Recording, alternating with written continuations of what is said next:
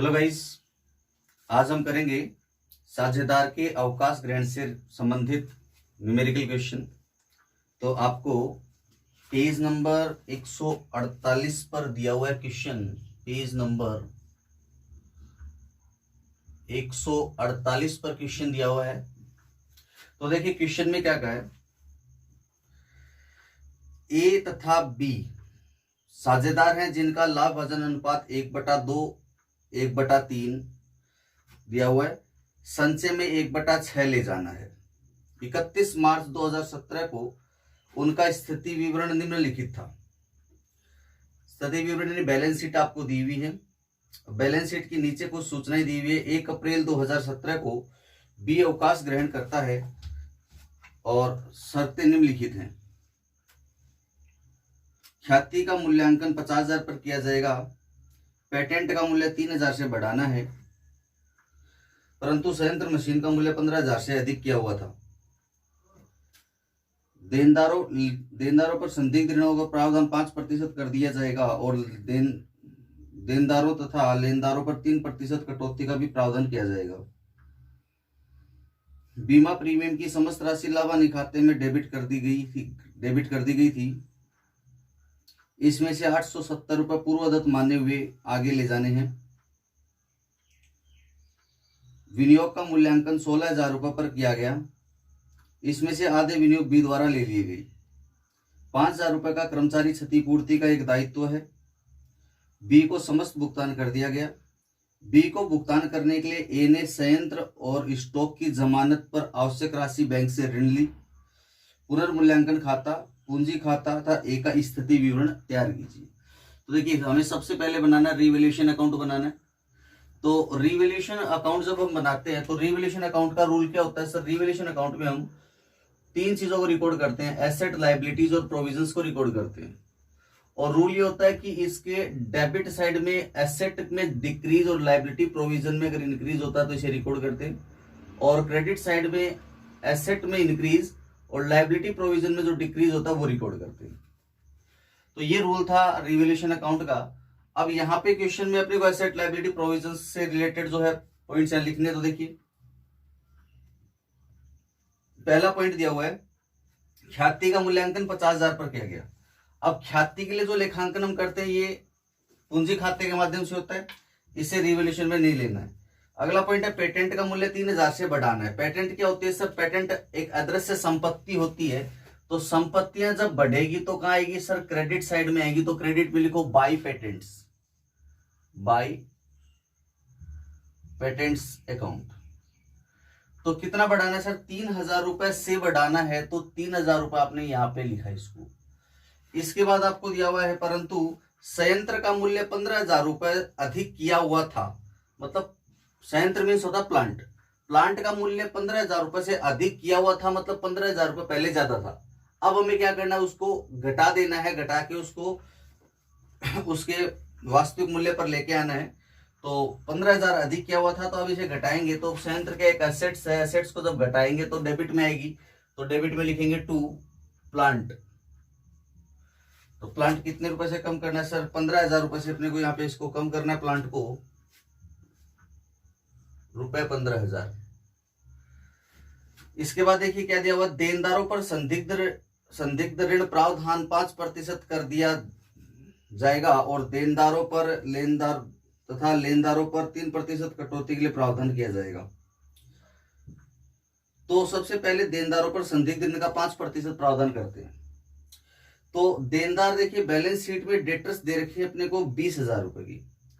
20,000 रुपए के डेटर्स पर, ये 20,000 के डेटर्स हैं और 20,000 के डेटर्स पर अगर मैं 5% प्रावधान बनाऊं तो कितना बनता है सर? 1,000 रुपए का प्रावधान बनता है।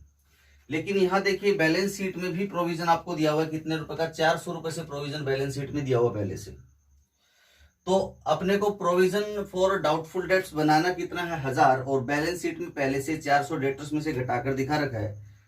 तो कितने रुपए आपका प्रोविजन बढ़ा सर? यहाँ प्रोविजन 600 रुपए से बढ़ गया। तो 600 रुपए जब प्रोविजन बढ़ा है तो आपको पता है जब प्रोविजन बढ़ता है तो कहां आता है? डेबिट साइड में रिकॉर्ड होता है। तो यहाँ लिखो to provision for doubtful debts, provision for doubtful debts. कितना बढ़ा सर? 600 रुपए से बढ़ा। और इसके बाद हमें क्या करना है, देनदार तथा लेनदार पर 3% कटौती का प्रावधान भी किया जाएगा। अच्छा, देनदार पर कटौती के लिए प्रावधान करेंगे provision for discount on debtors. अब डिस्काउंट ऑन डेटर का प्रोविजन बैलेंस शीट में कहीं नहीं दिया हुआ, तो हम प्रोविजन नया क्रिएट करेंगे। तो डिस्काउंट के लिए प्रोविजन क्रिएट होगा तो कहां रिकॉर्ड होगा सर? डेबिट साइड में रिकॉर्ड होगा। तो यहां लिखेंगे to provision for discount on debtors. तो देखिए, डेटर्स का जो अमाउंट आपको बैलेंस शीट में दिया हुआ था वो 20,000 था। 20,000 में से आपने एक जो नया प्रोविजन फॉर डाउटफुल डेब्ट्स बनाया है, प्रोविजन फॉर डाउटफुल डेब्ट्स, ये 1,000 का बनाया था। तो डाउटफुल डेब्ट्स का प्रोविजन आप माइनस कर दो, 19,000 रुपए आपके डेटर्स रह गए, गुड डेटर्स। अच्छा, डाउटफुल डेब्ट्स के लिए जो प्रोविजन बनाया वो डेटर्स आपके 1,000 रुपए के डाउटफुल है। 20 में से 1,000 के डाउटफुल माइनस हो गए तो आपके 19,000 के जो डेटर्स हैं वो क्या रह गए सर? ये रह गए अपने गुड डेटर्स रह गए। इन पे आप डिस्काउंट के लिए प्रोविजन बनाओगे, और डिस्काउंट के लिए प्रोविजन कितना बनाना है सर? यहाँ पे 3% बता रहा है, तो 3 में 3/100 किया तो 570 रुपए का डिस्काउंट के लिए प्रोविजन बन रहा है। तो ऐसा कोई प्रोविजन पहले से अवेलेबल नहीं है, तो 570 रुपए से डिस्काउंट के लिए प्रोविजन क्रिएट कर दिया। इसके बाद लेनदारों पर 3% कटौती के लिए प्रावधान बनाना है। अच्छा, लेनदारों पर भी प्रावधान बनाना है। अब लेनदारों से अगर हमें कटौती मिलती है तो वो हमारे लिए क्या होगा सर? वो हमारे लिए तो फायदा होगा, और अगर वो फायदा होगा तो वो रिकॉर्ड कहां होगा? क्रेडिट में होगा। फिर तो डेटर्स पर अगर आपने कोई प्रोविजन बनाया है डिस्काउंट के लिए तो वो डेबिट में आएगा, क्योंकि ये तो नुकसान होने वाला है। और अगर लेनदारों पर कटौती के लिए प्रावधान है मतलब ये फायदा होने वाला है फ्यूचर में, तो इसको क्रेडिट में रिकॉर्ड करेंगे। तो लिखेंगे provision for discount, provision for discount on creditors, on creditors. तो देखिए कितना प्रोविजन बनाऊंगा मैं? 3% बनाना है। तो बैलेंस शीट में प्रोविजन क्रेडिटर्स आपको दिए हुए 10,000 के, तो 10,000 का 3% निकाल लो भाई। 10,000 का 3% निकाला तो 300 रुपए हो गया। 300 रुपए के लिए आपने प्रोविजन बनाया। इसके बाद आगे प्रश्न में आपको कहा गया बीमा प्रीमियम की समस्त राशि लाभान्वित खाते में डेबिट कर दी गई थी, इसमें से 870 रुपए पूर्वदत्त मानते हुए आगे ले जाने हैं। पूर्वदत्त बीमा प्रीमियम है, यानी बीमा प्रीमियम को अगले साल से संबंधित जो था 870 का भुगतान किया है। तो पूर्वदत्त बीमा प्रीमियम आपके लिए क्या होगी सर? एसेट्स हो गई। और एसेट्स आपकी बढ़ रही है तो कहां रिकॉर्ड होगी? क्रेडिट में रिकॉर्ड होगी। तो लिखेंगे बाई प्रीपेड इंश्योरेंस। क्या लिखेंगे? By prepaid insurance. कितना लिखूं यहाँ पे सर? यहाँ लिखा जाएगा 870 रुपए पूर्वदत्त है, तो यहाँ 870 रुपए लिख दिया। इसके बाद देखिए क्या दिया हुआ है, विनियोग का मूल्यांकन 16,000 पर किया गया है। तो 16,000 पर मूल्यांकन करना है, तो विनियोग इन्वेस्टमेंट बैलेंस शीट में दिया हुआ, देखिए एसेट साइड में आपको 20,000, 20 में से 16,000 पर इसका मूल्यांकन किया गया है। तो 20 में से आपका 16,000 का मूल्यांकन, तो 4,000 रुपए इन्वेस्टमेंट की वैल्यू कम हो रही है सर। इन्वेस्टमेंट क्या होते हैं? एसेट होते हैं। एसेट की वैल्यू क्या हो रही है? कम हो रही है, तो डेबिट साइड में रिकॉर्ड करेंगे। और इन्वेस्टमेंट के लिए कोई फ्लक्चुएशन रिजर्व भी नहीं है, अगर उससे एडजस्ट करते तो इसको, तो अपन इसको रिवोल्यूशन में ले जाएंगे डेबिट साइड में। तो यहाँ लिखेंगे to investment account, to investment account. कितना वैल्यू कम हो रहा है सर? 4,000 कम हो रहा है, 4,000 यह लिख दिया। फिर बोल रहा है आधे विनियोग बी द्वारा ले लिए गए, तो जब बी का कैपिटल अकाउंट बनाएंगे तब इसे देखेंगे अपन। फिर आगे कहा है कि 5,000 रुपए कर्मचारी क्षतिपूर्ति का एक दायित्व है। चलिए, कर्मचारी क्षतिपूर्ति का दायित्व है। देखिए, कर्मचारी क्षतिपूर्ति के दायित्व का जो अरेंजमेंट नॉर्मली हम करते हैं वो कर्मचारी क्षतिपूर्ति संचय से करते हैं। अब कर्मचारी क्षतिपूर्ति संचय बैलेंस शीट के लायबिलिटी साइड में दिया हुआ नहीं है, तो हम क्या करेंगे? कर्मचारी क्षतिपूर्ति का जो दायित्व उत्पन्न हो रहा है, ये दायित्व में वृद्धि है, और दायित्व में वृद्धि कहां रिकॉर्ड होती है? रिवोल्यूशन के डेबिट में रिकॉर्ड होती है। तो यहां लिखो to liability for workman compensation. Liability for WC means workman compensation, और ये लाइबिलिटीज की वैल्यू है 5,000, 5,000 रुपए इसकी वैल्यू है ये। इसके बाद देखिए आपको क्या दिया हुआ सर? यहाँ पे क्वेश्चन हो गया कंप्लीट। अब रिवोल्यूशन अकाउंट का प्रॉफिट और लॉस हम कैलकुलेट करेंगे, और जो भी प्रॉफिट लॉस होगा वो पार्टनर कैपिटल में ओल्ड रेशियो में ट्रांसफर होगा। तो यहां देखिए टोटल कर लेते हैं अपन इसका।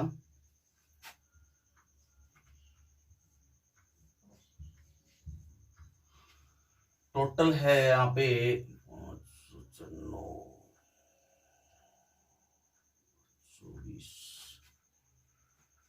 5 और 4 9 9 और 15 ये हो गया 9 19 5 24 24 और एक 25,170। डेबिट साइड का टोटल है 25,170। क्रेडिट का टोटल आ रहा है सर यहाँ पे 3,000 और 8 और 3 11, सॉरी 8 3 11 तो 4,170 आ रहा है। डेबिट का टोटल 4,170 है, सॉरी क्रेडिट का टोटल है 4,170 और डेबिट का है 25,170। तो यहाँ पे डेबिट बैलेंस आ रहा है कितने से सर 21,000 रुपए से डेबिट बैलेंस है। डेबिट साइड का टोटल ज्यादा 21,000 तो लॉस हो गया।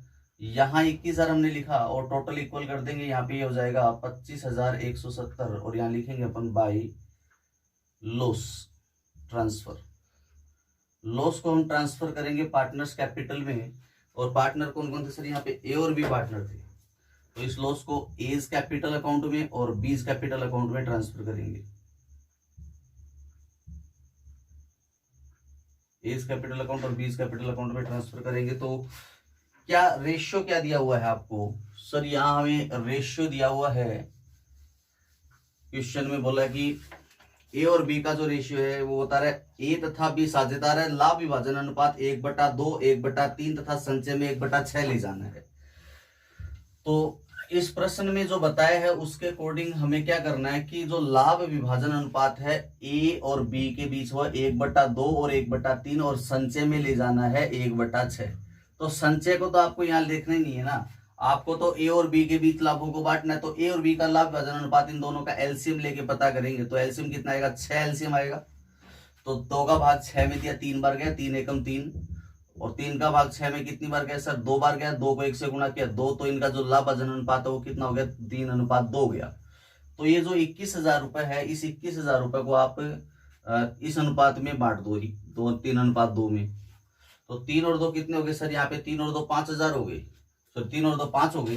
तो 3 और 2 5 हो गए, तो 5 का इसमें भाग दो, 5 के 20 और 5 दूनी 10, 4,200 आया। इसको मल्टीप्लाई करेंगे 4 के 12,600 ही आ जाएगा, और इससे मल्टीप्लाई करेंगे 4 दूनी 8,400 ही आ जाएगा। ठीक है, इस तरह आपका रिवोल्यूशन अकाउंट ये कंप्लीट होता है। आफ्टर रिवोल्यूशन अकाउंट अब आपको बनाना है कैपिटल अकाउंट, और कैपिटल अकाउंट जब आप बनाओगे तो कैपिटल अकाउंट बनाने की ट्रिक सेम वही होगी जो आपने पिछले चैप्टर में भी पढ़ी थी एडमिशन ऑफ पार्टनर में। तो देखिए, या फिर आप एंट्री से कर सकते हैं। कैपिटल अकाउंट जब भी बनाते हैं तो सबसे पहले बैलेंस शीट के लायबिलिटी साइड के आइटम है उनका क्रेडिट बैलेंस है, तो जो आइटम यहाँ ट्रांसफर करने वो इसके क्रेडिट साइड में ट्रांसफर करनी है। और एसेट साइड में कुछ आइटम्स होती हैं जिनको हमें इसके डेबिट साइड में ट्रांसफर करना होता है। तो कौन सी चीज को क्या करना है, देखो सबसे पहले लायबिलिटी साइड में जाएंगे और वहां से कैपिटल का ओपनिंग बैलेंस और एक्यूमुलेटेड प्रॉफिट को कैपिटल के क्रेडिट साइड में लेके आएंगे। तो कैपिटल का जो ओपनिंग बैलेंस है उसको यहाँ पे लिखेंगे अपन बाई बैलेंस बीडी के नाम से, बाई बैलेंस ब्रॉट डाउन। कितना अमाउंट दिया हुआ सर, यहाँ अमाउंट दिया हुआ अपने को इसका 80,000 और 40,000 है for A and B, for partner sir A and B. इसका 80,000 है और इसका अमाउंट है सर 40,000। इसके बाद लायबिलिटी साइड में हमने देखा कोई एक्यूमुलेटेड प्रॉफिट्स हैं क्या, तो एक्यूमुलेटेड प्रॉफिट में एक तो दिया हुआ रिजर्व फंड, तो वो आ जाएगा यहाँ पे by reserve fund, by reserve fund. अच्छा, रिजर्व फंड को हमें डिवाइड करना है तो इसका जो वैल्यू दिया हुआ है क्वेश्चन में 12,000 दिया हुआ है, और इस 12,000 को हमें पुराने अनुपात में डिवाइड करना। और अभी हमने अनुपात क्या निकाला सर 3:2 निकाला था, तो 3 में इसको डिवाइड करेंगे तो 3 और 2 5 हो गए, 5 का मैंने भाग दिया तो 5 दूनी 10 हो गया, 5 के 20 2,400 होगा। 2,400 को 3 से गुणा करो 7,200 हो गया, और 2,400 को 2 से गुणा किया तो सर 4,800 हो गया। इसी के साथ नीचे का चले तो क्रेडिटर तो लायबिलिटी था, इसका जो कम ज्यादा होना था वो हो गया रिवोल्यूशन में। इसके बाद प्रॉफिट एंड लॉस अकाउंट दिया हुआ है। प्रॉफिट एंड लॉस अकाउंट आपके लिए क्या है सर, ये हमारा एक्यूमुलेटेड प्रॉफिट है। तो यहाँ पे 24,000 रुपए का ये दिया हुआ है प्रॉफिट एंड लॉस। अच्छा, एक्यूमुलेटेड प्रॉफिट है तो वो कैपिटल अकाउंट के क्रेडिट में आएगा, यहाँ लिखेंगे by profit and loss account. और 24,000 का था तो पुराने अनुपात में इसको डिवाइड करना है, बांट देना है। तो 3 2 में बांटेंगे तो 5 का भाग देंगे तो ये आएगा सर 4,200 आएगा, 5 का इसमें भाग देंगे तब। और फिर अपना जो है यहाँ पे 5 चौका 20, नहीं 4,200 नहीं आएगा, 5 चौका 20 और बचेंगे 4 5 8 40, ये सर आएगा आपका 4800 आएगा। 4800 को आप एक बार 2 से और एक बार 3 से गुणा करेंगे, 2 से गुणा करेंगे 9,600 आएगा और 3 से गुणा करेंगे तो 4 3 12 और 14,400 आएगा, 14,400 आएगा। इसके बाद आपको क्या दिया हुआ है सर, इसके बाद हमको दिया हुआ इसमें लाइबिलिटी साइड में और कोई एक्यूमुलेटेड प्रॉफिट नहीं है। अब हम चलेंगे एसेट साइड में, और एसेट साइड से 2 चीजें कैपिटल में ट्रांसफर करनी होती है, एक तो गुडविल और दूसरा एक्यूमुलेटेड लॉसेस। तो गुडविल दी हुई एसेट साइड में कितने रुपए, 15,000 से दी हुई है, तो यहाँ लिखो गुडविल, डेबिट में लिखेंगे अपन गुडविल को, टू गुडविल अकाउंट। कितना दिया हुआ है सर, 15,000 रुपये दिया हुआ है। और 15,000 को आप 3:2 जो आपका लाभ वजन अनुपात यहाँ पे बन रहा है 3:2 में बांट देंगे। तो 15,000 में अपन ने 5 से भाग दिया, तो 15 में 5 का भाग गया तो आया सर 3,000, और 3,000 को 3 से गुणा किया तो 9,000 और 6,000, इस तरह आपकी बढ़ गई। अब इसमें कोई एक्यूमुलेटेड लॉसेस क्वेश्चन में दिया हुआ नहीं है। अब हम क्या करेंगे, रिवैल्यूएशन अकाउंट में प्रॉफिट लॉस जो था वो लेके आएंगे। तो रिवैल्यूएशन अकाउंट में कैपिटल का है सर, ये रहा, लॉस ट्रांसफर हुआ था ये रहा। तो by loss transfer by A capital B capital, by लग गया ना, मतलब ये डेबिट होगी तो डेबिट साइड में लेके आओ to revaluation account, to revaluation account. कितना लेके आना सर, 12,600 ये हो गया और 8,400 ये हो गया। अच्छा जी सर, ये भी काम अपना हो गया।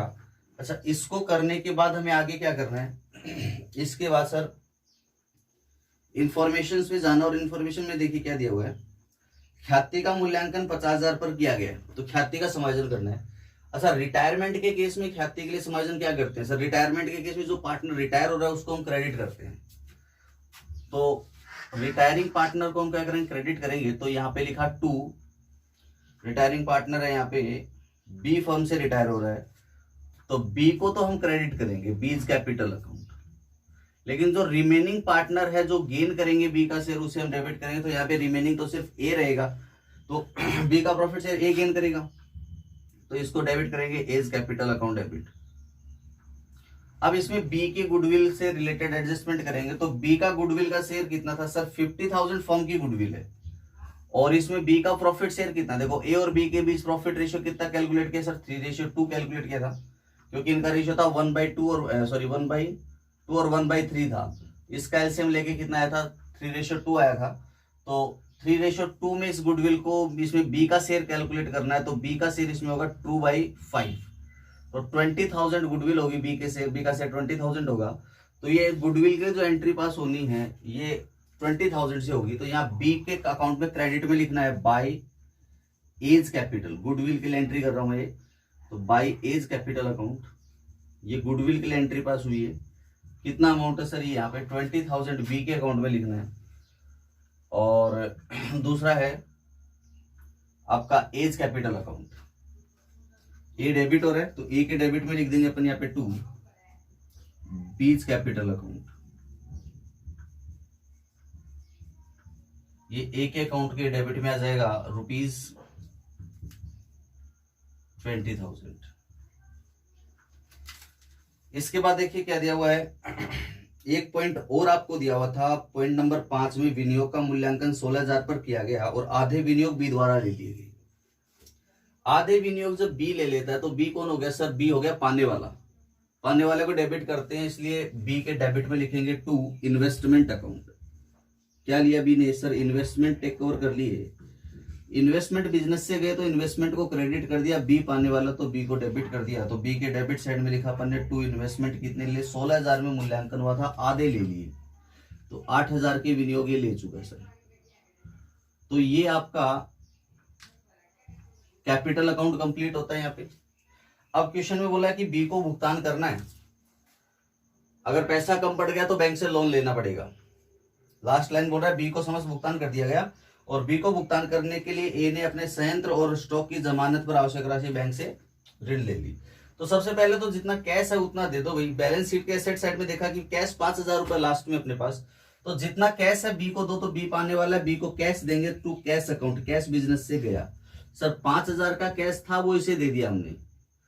और अब कितना और चाहिए सर, अब 47,000 का डिफरेंस हो जाएगा। क्यों? क्योंकि यह देखो इसका जो टोटल आ रहा है बी के अकाउंट का, यार 40, 44 और 44 और 20 ये हो गया, तो 64, 64 और 9 ये हो गया। देखो 40, 60, 64, 64 और 9 ये, तो ये हो गया आपका 64 और 9 73, 73 और 1,400, तो 74,400 टोटली आ रहा है।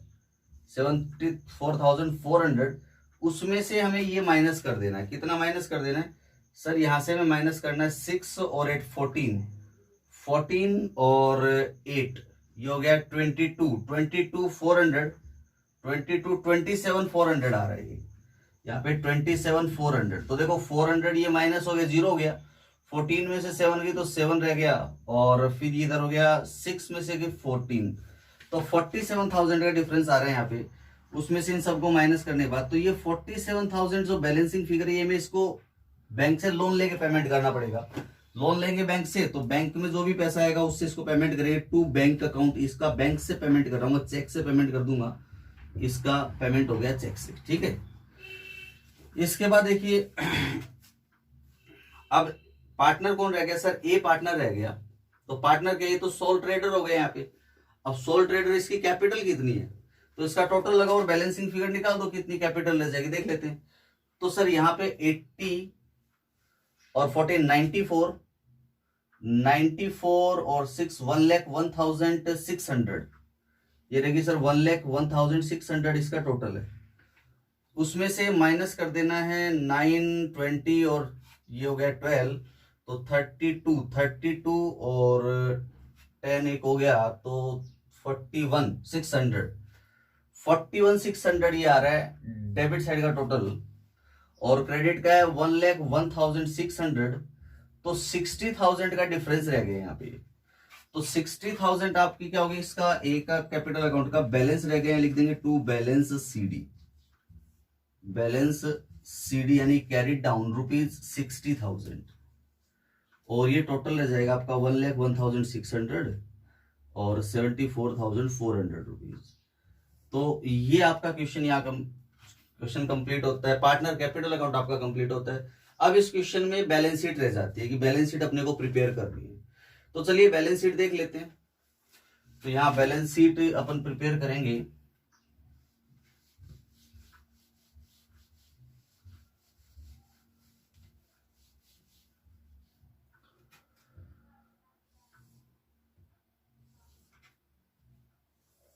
अब आप जब यहाँ बैलेंस शीट प्रिपेयर करेंगे तो पुरानी वाली बैलेंस शीट ही आपको हेल्प करेगी न्यू बैलेंस शीट प्रिपेयर करने में। तो 1 अप्रैल 2017 को तो बी रिटायर हो गया था, तो 1 अप्रैल 17 को आफ्टर रिटायरमेंट आप बैलेंस शीट बनाओगे। 1 अप्रैल 2017 आफ्टर रिटायरमेंट, आफ्टर रिटायरमेंट के बाद आपको बैलेंस शीट बनानी है, ठीक है। तो चलिए एसेट साइड में देखते हैं। सबसे पहला दिया हुआ था गुडविल। गुडविल तो आपने कैपिटल अकाउंट में ट्रांसफर करके उसका अकाउंट क्लोज कर दिया, वो तो अपेयर होगा नहीं अब। इसके बाद आपको दूसरा दिया हुआ था सर यहाँ पे प्लांट दिया हुआ था, तो आप प्लांट लिख सकते हैं।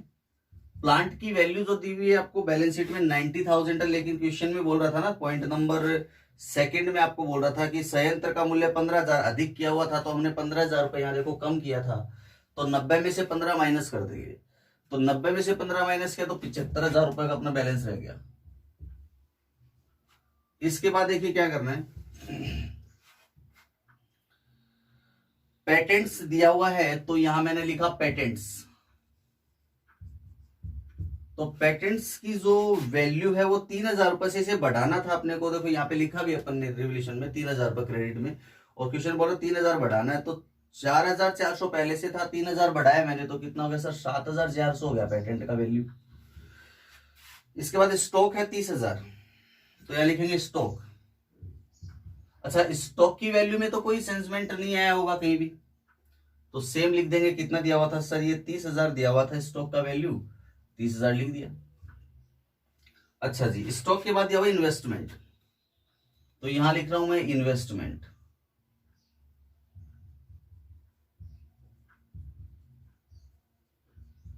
अच्छा बताओ, तो इन्वेस्टमेंट का वैल्यू कितना है? देखो इन्वेस्टमेंट के बारे में इंफॉर्मेशन दिया हुआ था कि इन्वेस्टमेंट का वैल्यूएशन जो हमने किया है वो 16,000 पर किया था, पॉइंट नंबर 5 दिया हुआ है। और 16,000 में से आधे विनियोग कौन ले चुका है सर? आधे विनियोग बी ले चुका। तो 16 का वैल्यूएशन हुआ था, 16 में से आधे ले गया बी, तो 16 के 8,000 बच गए अपने पास अब। तो 8,000 के विनियोग हमारे पास यहाँ पे अवेलेबल है। इसके बाद क्वेश्चन में बोल रहे हैं, यहाँ डेटर्स दिया हुआ है, तो डेटर्स का जो अमाउंट हमें यहाँ पे गिवन है ये है टोटल 20,000 है। इस 20 में से हमें प्रोविजंस को माइनस करना है, प्रोविजंस। तो इसमें दो प्रोविजन आपने क्रिएट किए हैं। एक तो प्रोविजन डाउटफुल डेब्ट्स के लिए 5% प्रोविजन आपको क्रिएट करना था, तो डाउटफुल डेब्ट्स का जो प्रोविजन था वो था 1,000, आपका जो 20,000 का 5% था। और फिर दूसरा प्रोविजन आपने डिस्काउंट के लिए यहाँ पे क्रिएट किया था, जो कितना था? 570। देखो प्रोविजन तो डाउटफुल डेट का 600 यहाँ पे बढ़ रहा है, 400 पहले बैलेंस शीट में था, इसका मतलब 1,000 हो गया। वैसे ही 5% बनाने के लिए बोल रहा था, तो 20 का 5% 1,000 रुपये होता है। और डिस्काउंट के लिए जो प्रोविजन आपने बनाया 570 रुपये बनाया हुआ है, 570 का ये प्रोविजन हो गया, तो टोटल हो गया आपका 1,570 रुपये। यहां से मेरे को क्या करना? माइनस करना है सर। तो 1,570 माइनस करेंगे तो ये आ जाएगा 18,430 रुपए का बैलेंस रह जाएगा, 18,430 रुपए का बैलेंस रह जाएगा यहाँ पे डेटर्स में। इसके बाद हमें करना है यहाँ पे कैश, जो बैलेंस था वो तो अपना खत्म हो गया, क्योंकि कैश हमने किसको दे दिया? बी को कैश दे दिया उसके सेटलमेंट में। अच्छा जी, अब क्या हुआ? अब कोई एसेट है क्या? कोई अगर कोई एसेट होगी, नई जो एसेट अगर कोई आई होगी, तो वो यहाँ पे देखो इसके क्रेडिट साइड में मिलेगी रिवोल्यूशन में। तो यहाँ देखो patent, provision for discount on creditors, और जो है आपका ये प्रीपेड इंश्योरेंस। ये प्रीपेड इंश्योरेंस आपकी एक नई एसेट है, इसको दिखाओगे आप, प्रीपेड इंश्योरेंस, प्रीपेड इंश्योरेंस।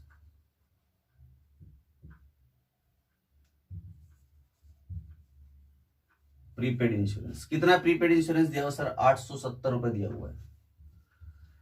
इसके बाद हम क्या करेंगे सर? यहाँ पे जो क्रेडिटर के लिए जो डिस्काउंट के लिए प्रोविजन बनाया है, ये क्रेडिटर में से माइनस होगा। जैसे डिस्काउंट डेटर्स का जो प्रोविजन डेटर्स में से माइनस हुआ था, उसी तरह क्रेडिटर से रिलेटेड प्रोविजन क्रेडिटर में से माइनस कर देंगे।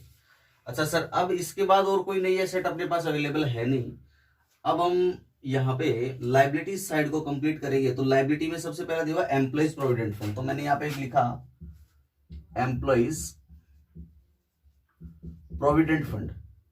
तो इसका जो वैल्यू दे रखा है अपने को, ये दे रखा है सर 18,000, इसका वैल्यू दे रखा है 18 लिखा अपन ने यहाँ पे। और फिर जो है रिजर्व फंड दिया हुआ है, तो रिजर्व फंड जो है ये तो कैपिटल में ट्रांसफर हो गया, अकाउंट क्लोज हो गया। क्रेडिटर्स को लिखेंगे यहाँ पे। तो मुझे जो ये क्रेडिटर्स दिए हुए हैं, इनके लिए मैंने प्रोविजन बनाया हुआ है, तो इनका जो प्रोविजन है वो यहां से लेस करेंगे, लेस प्रोविजन।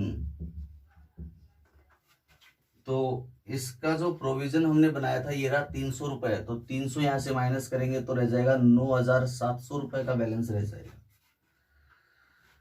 इसके लिए अलावा क्रेडिटर्स में कोई चेंजमेंट थे नहीं। अब इसके बाद देखिए दिया हुआ प्रॉफिट एंड लॉस अकाउंट दिया हुआ है, तो प्रॉफिट एंड लॉस तो आपका ट्रांसफर हो गया कैपिटल अकाउंट में, तो इसका तो कोई अकाउंटिंग ट्रीटमेंट होना ही नहीं आगे, सॉरी। हाँ, तो ये कैपिटल में ट्रांसफर हो गया। फिर इसके बाद कैपिटल का बैलेंस है, तो कैपिटल का बैलेंस कैपिटल में आएगा, कोई दिक्कत नहीं है। अब देखिए कैपिटल का जो क्लोजिंग बैलेंस है वो यहाँ पे अपन लिखेंगे, लेकिन कैपिटल का बैलेंस लिखने से पहले कोई नई लाइबिलिटी है क्या देख लो। याद रखना कि जब भी कोई नई लाइबिलिटी होगी तो वो या तो रिवोल्यूशन अकाउंट के डेबिट में मिलेगी या कैपिटल के डेबिट में मिलेगी। तो देखो कहीं ना कहीं मिलेगी जरूर आपको। तो यहाँ पे plan, provision for doubtful debt, provision for discount on debtor, ये तो दोनों डेटर्स में से माइनस हो चुकी है। इन्वेस्टमेंट इसकी वैल्यू तो कोई नहीं है, कोई दिक्कत नहीं है, लाइबिलिटी नहीं है, इन्वेस्टमेंट पहले से बैलेंस शीट में था। लाइबिलिटी फॉर वर्कमैन कंपनसेशन पहले से बैलेंस शीट में नहीं थी, तो ये नई लाइबिलिटी अराइज हुई, तो लाइबिलिटी साइड में देखो liability for workman compensation, liability for workman compensation ₹5000। ये भी हो गया सर, इसको भी हमने क्या कर दिया, कंप्लीट कर दिया।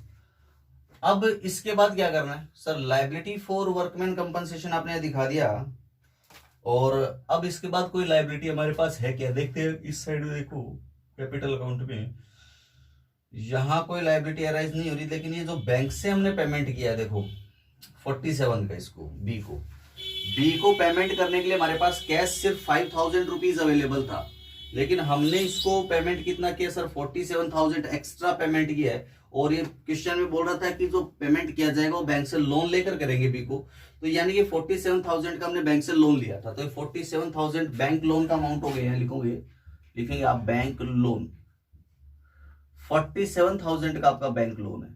और अब यहां लिखोगे कैपिटल, ये सिर्फ एक पार्टनर नहीं, ये एक सोल ट्रेडर हो गया। अब ए पार्टनरशिप फॉर्म में 2 पार्टनर थे, बी रिटायर हो गया, तो कौन बच गया, ए बच गया, तो ए की कैपिटल लिख दो, कितनी, बैलेंस सीडी कितना है सर, 60,000 इसका बैलेंस सीडी है, तो ये एज कैपिटल यहाँ 60,000 रुपीज लिख देंगे। अब इसका दोनों साइड का लगाएंगे टोटल, और टोटल अगर सेम है, इसका मीनिंग ये हुआ कि हमारा क्वेश्चन अब तक सही चल रहा है, और टोटल आ रहा है इसका 1 लाख ये हो गया, और